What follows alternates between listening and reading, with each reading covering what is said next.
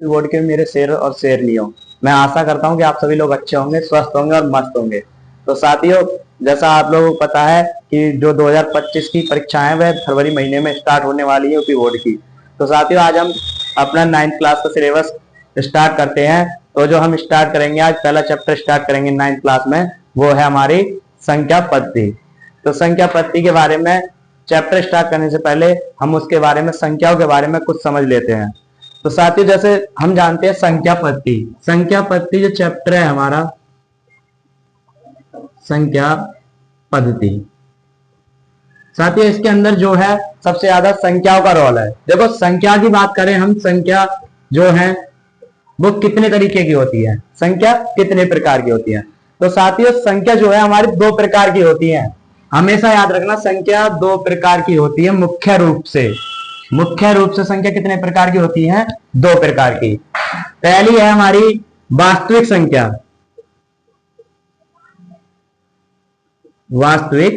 संख्या और दूसरा है हमारा काल्पनिक संख्या।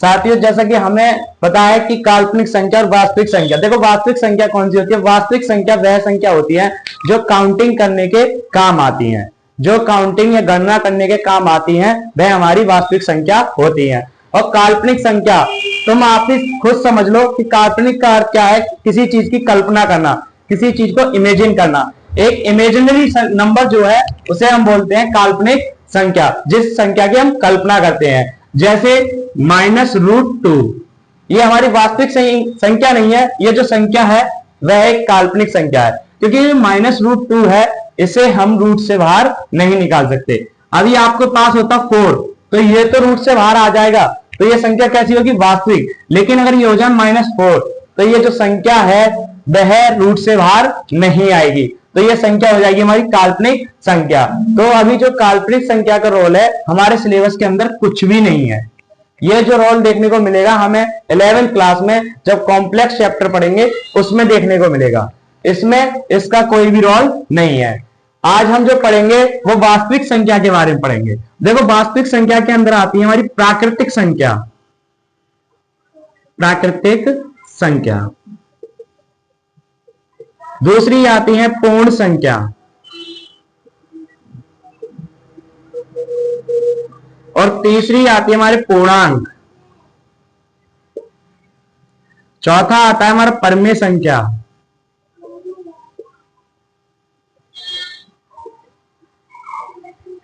पांचवा आता है हमारा अपरमेय संख्या,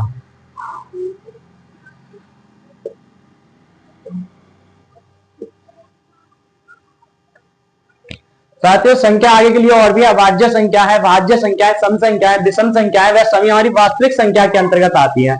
लेकिन हम मुख्य रूप से इन 5 संख्याओं की बात करेंगे। प्राकृत संख्या वह संख्या होती है जिनकी हम काउंटिंग में, गणना में जिनकी आवश्यकता होती है। जैसे 1, 2, 3, ये संख्या जो है अनंत तक है। अब अगर हम बात करें पूर्ण संख्या की, तो पूर्ण संख्या वह संख्या होती है जिनमें प्राकृत संख्या में अगर 0 को लगा दिया जाए तो वह पूर्ण संख्या बन जाती है। या फिर हम बोल सकते हैं 0 + n। n जो है वो प्राकृत संख्या को रिप्रेजेंट करता है, और कोई पूछे पूर्ण संख्या क्या होती है, तो 0 + n। ये इसकी एक ट्रिक हो गई पूर्ण संख्या याद करने की, 0 + n। तो कौन सी होंगी पूर्ण संख्या? 0 हो गया, 1 हो गया, 2 हो गया, 3 हो गया, इससे आगे के लिए अनंत तक। अगर पूर्णांक की बात करी जाए तो साथियों आपने संख्या रेखा पढ़ी होगी। संख्या रेखा हम जो पढ़ते हैं, संख्या रेखा के मध्य होता है 0। अब 0 से लेफ्ट की साइड चलते हैं तो वो आती है संख्या सारी माइनस में, -1, -2, -3। और जब 0 से राइट की तरफ जाएंगे तो आएगा 1, 2, 3, 4।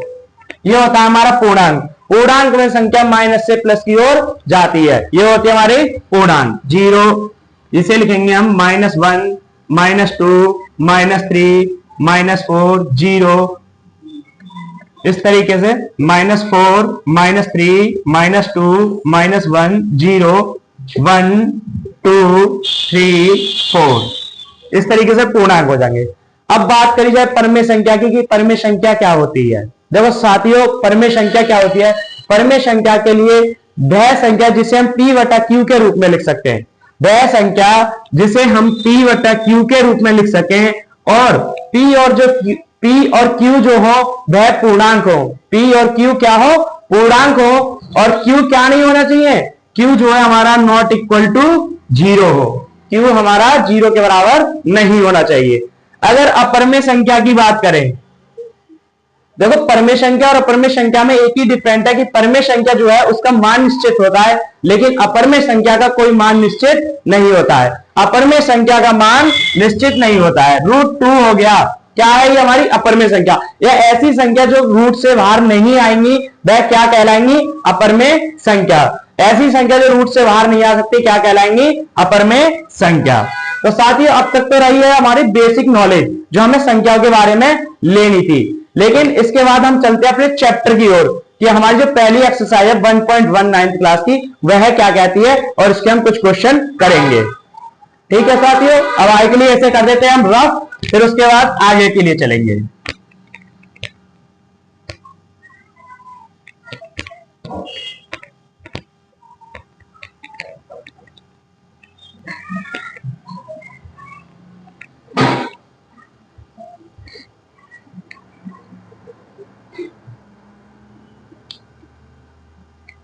साथियों, एक्सरसाइज 1.1, एक्सरसाइज 1.1। अब हम बात करते हैं, पहला क्वेश्चन है हमारा, क्या शून्य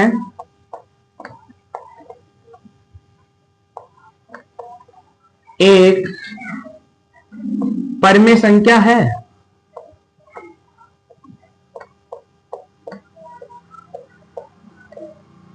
परमेय संख्या है। क्या आप इसे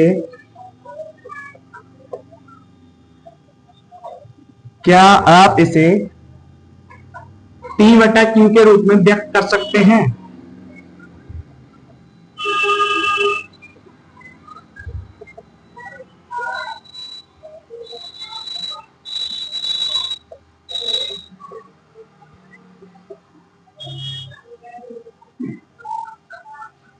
जहां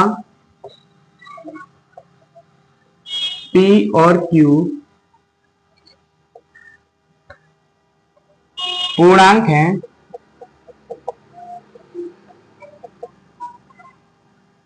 और q क्या नहीं है? Not equal to 0। q क्या है? Not equal to 0। q जो है 0 के बराबर नहीं है। तो साथियों, हम इसका सॉल्यूशन देखते हैं। देखो, इसने पूछा है क्या शून्य एक परमेय संख्या है और क्या आप इसे p बटा q के रूप में व्यक्त कर सकते हैं, जहां p और q क्या होने चाहिए? पूर्णांक होने चाहिए, और q किसके बराबर नहीं होना चाहिए? 0 के बराबर नहीं होना चाहिए। तो साथियों, शून्य जो है वो एक परमेय संख्या है। किस तरीके से परमेय संख्या है? ये मान लो तुम्हारे पास 0 है, ठीक है, 0 है, और 0 के नीचे हम 1 मान लें। 0 को अगर हम 1 से भाग दें या फिर 0 बट्टा 2 लिखें, तो देखो इसका जो इसने शर्त रखी है उन्हें शर्त देख लो कि p और q क्या है? पूर्णांक। देखो 0 है हमारी p और q क्या है? 1। तो ये दोनों संख्या पूर्णांक हो गई। भाई p भी हमारा पूर्णांक है क्योंकि 0 है, और q भी हमारा पूर्णांक है क्योंकि 1 है। पूर्णांक में दोनों आते हैं। यहां पे भी देख लो, 0 हमारा पूर्णांक है और जो p है, और q 2 भी हमारा पूर्णांक है जो क्या है? q। अब यहाँ पे एक शर्त और उसकी है कि q जो होना चाहिए वो क्या नहीं होना चाहिए? 0 नहीं होना चाहिए। तो ये बताओ 0 है कहीं पे भी? यहाँ 1 है, यहाँ 2 है, आगे भी 0/3 लिख लो। इस तरीके से तुम लिख सकते हो। तो इसके लिए हम लिखेंगे, इसके लिए लिख लो, इसका सॉल्यूशन होगा, इसका सॉल्यूशन है लिखना हल, हाँ शून्य एक परमेय संख्या है।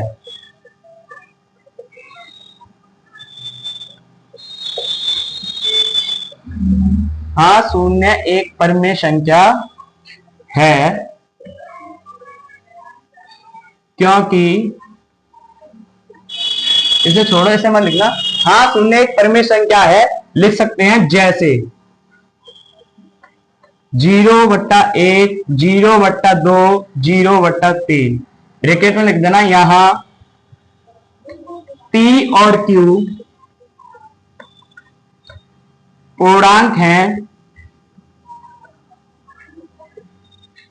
तथा Q नॉट इक्वल टू 0 है। ठीक है, ये रहा हमारा पहला क्वेश्चन। अब साथियों जैसे ही हम आगे दूसरे क्वेश्चन की तरफ बढ़ेंगे, ये तुम अपना नोट कर लेना। अब हम बढ़ते हैं दूसरे क्वेश्चन की तरफ। दूसरा क्वेश्चन कहता है कि 3 और 4 के बीच 6 परमेय संख्या ज्ञात कीजिए। हमें ऐसी संख्या दी जाएंगी, दो संख्या देगा बोर्ड एग्जाम के अंदर और तुमसे पूछेगा उनके बीच 6 परमेय संख्या ज्ञात कीजिए, 7 परमेय संख्या ज्ञात कीजिए, 8 परमेय संख्या ज्ञात कीजिए। एक्स वाई जेड कितनी भी परमेय संख्या पूछ ले, 1 मिनट के अंदर निकालना सीख जाओगे। अभी बस थोड़ा हमारे साथ बने रहिए और हम दिखाते हैं तुम्हें आगे के लिए कैसे निकालनी है परमेय संख्या। जैसे हमारा क्वेश्चन है 3 और 4 के बीच 6 परमेय संख्या, 6 परमेय संख्या ज्ञात कीजिए।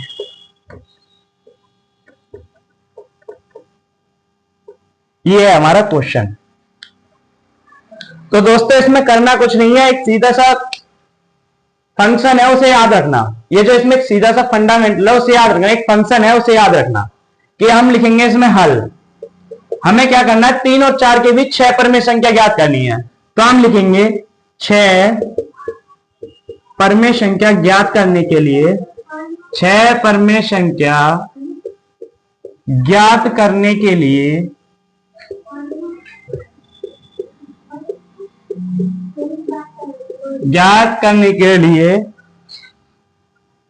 हर जो है कितना होना चाहिए। देखो 6 परमेय संख्या पूछे तो हमेशा 6, अगर 6 परमेय संख्या पूछ रहा है तो हर क्या लिखेंगे 6। अगर 6 परमेय संख्या पूछ रहा है तो 6 प्लस 1। 6 परमेय संख्या ज्ञात करने के लिए हर कितना होना चाहिए। अगर 6 परमेय संख्या पूछ रहा है, 5 पूछे तो 5 प्लस 1, और 6 पूछे तो 6 प्लस 1, 7 पूछे तो 7 प्लस 1। हर कितना होना चाहिए, 6 प्लस 1 बराबर 7 होना चाहिए। हर कितना होना चाहिए, 7 होना चाहिए। अब आगे लिखते हैं, हम देखते हैं 3। देखो अगर संख्या 3 है, 3 में हम 7 को बनाएंगे हर के लिए, तो क्या लिखेंगे गुणा 7, और इसके ऊपर क्या लिखेंगे बटे में 7। क्योंकि इस तरीके से गुणा कैसे कर सकते हैं, देखो हमने 7 बटे 7 की गुणा किसी भी संख्या में करी, 7 से 7 कट जाएगा, वैल्यू रह जाएगी 1। और जब 1 की गुणा किसी भी संख्या में करेंगे तो वही वैल्यू रहती है। तो हम 3 से जब 7 बटे 7 की गुणा करेंगे, ये बन जाएगा 21 बटे 7। और जब अगली संख्या दे रखी है हमें 4, तो 4 के लिए भी हर मैंने बताया था 7 होना चाहिए, तो 7 की गुणा इसमें करेंगे हर में। हर तो 7 बना लेंगे, लेकिन संख्या बदल जाएगी हमारी, क्या हो जाएगी 4 बटे 7। इसलिए हम ऐसी संख्या से गुणा करेंगे कि संख्या भी ना बदले और हर भी हमें 7 प्राप्त हो जाए। तो हम यहाँ पे गुणा करेंगे 7 की ऊपर भी करेंगे और 7 के नीचे भी, क्योंकि अभी बताया अगर 7 बटे 7 की किसी भी संख्या में गुणा करोगे, जो अंश है वही हर है, अंश और हर दोनों समान है, उस संख्या की गुणा किसी भी संख्या में करोगे तो संख्या वही रहेगी, संख्या में कोई चेंज नहीं होगा। 4 सत्ते 28 बटे 7। अब इन दोनों के बीच देख लो 6 परमेय संख्या है, लिखेंगे 6 परमेय संख्या है।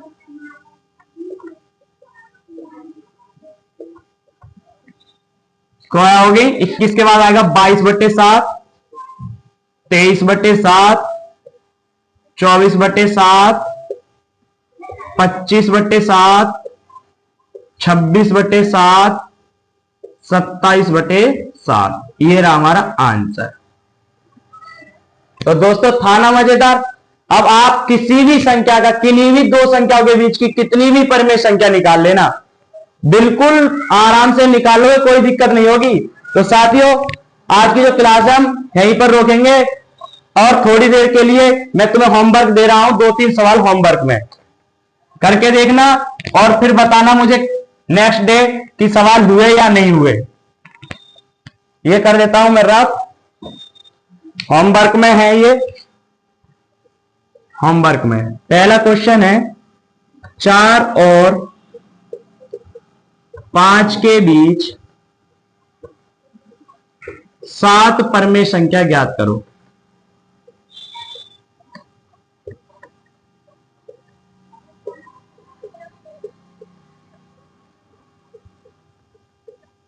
दूसरा है 6 और 7 के बीच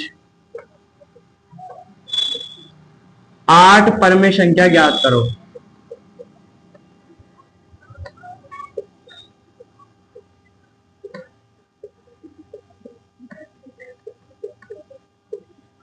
तीसरा है 7 और 8 के बीच 6 परमेय संख्या ज्ञात करो।